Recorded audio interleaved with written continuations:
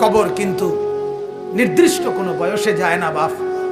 প্রতিদিন কোলের বাচ্চাও কবরে যায়, 90 বছরের বুড়াও কবরে যায়, 16 বছরের 20 বছরের তাগড়া জওয়ানও কবরে যায়। কবরস্থানে সব ধরনের লাশ আছে। এজন্য কবর ডেকে বলে, ও আল্লাহর বান্দা, আমি পোকামাকড়ের ঘর। সেই ব্যক্তি যে একটা মশারি ছাড়া, একটা সামান্য মশার কামড় সহ্য করতে পারো না, একটা মশা কানের কাছ দিয়ে গেলে তোমার ঘুম ভাঙ্গা যায়, মশারি টাঙ্গাও, কয়েল জ্বালাও, অ্যারোসল লাগাও, এত কিছু করে তুমি মশার একটা আওয়াজ থেকে, কামড় থেকে বাঁচতে চাও।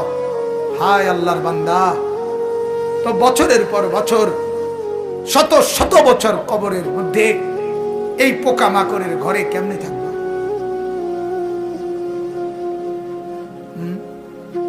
বলে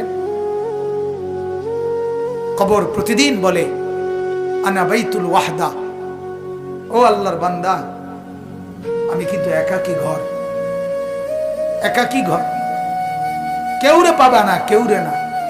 আমার বাপ, এই পৃথিবীতেও একাকিত্বের যন্ত্রণা বড় সাংঘাতিক। আপনার ঘরে যদি লক্ষ কোটি টাকারও মাল সামানা থাকে, খাদ্য খাবার, ফল ফলাদি সব আছে, সব আছে, শুধু স্ত্রী নাই, মা নাই, বাপ নাই, ছেলে নাই, মেয়ে নাই, কেউ নাই, আপনি শুধু একা।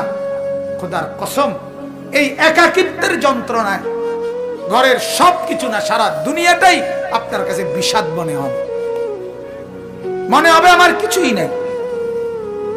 গত বছর আপনারা অনেকে শুনছেন হয়তো, এক ভদ্রলোক, ঢাকার শিল্পপতি, কোটি কোটি টাকার মালিক, গার্মেন্টস মেল ফ্যাক্টরির মালিক, ওই ভদ্রলোক একাকিত্বের কারণে, স্ত্রী নাই, ছেলে নাই, মেয়ে নাই, বিবিও দূরে সরে গেছে, ইউরোপ থাকে, ছেলেও থাকে বাহিরে, মেয়েও থাকে বাহিরে, একটা লোক নাই ফ্যামিলিতে।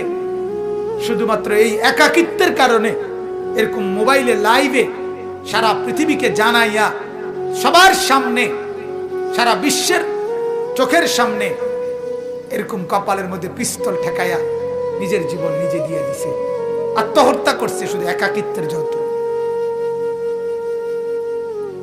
এজন্য কবর ডাক দিয়ে বলে, আনা বাইতুল ওয়াহদা, আমি একাকী ঘর, কাউকে পাবা না। আনা বাইতুল গুরবা, কবর বলে, ও আল্লাহর বান্দা, আমি অপরিচিত ঘর, কাউকে চিনবা না, ডানে বামে কিছুই বুঝবা না, মাটি ছাড়া আর কিছুই চিনবা না, আমি অপরিচিত ঘর। দুনিয়ার এক মানুষ আরেক মানুষের বাড়িতে গেলে মোটামুটি বুঝে, এই রুমটার সামনের রুম, প্লাস্টিকের দরজাওয়ালা, এটা বাথরুম, চুলা টুলা দেখা যায়, ওটা রান্নার ঘর, মোটামুটি মানুষ আইডিয়া করে। কবর বলে, দুনিয়ার কোনো ঘরের সাথে আমার এই ঘর মিলবে না বাপ, কোনো কিছুর সাথে এটা মিলাইতে পারবা না, অপরিচিত ঘর। আল্লাহ আমাকেই মাফ করে দেন। এজন্য বাপ, অনুরোধ করছি, কবরের ফিকির করে।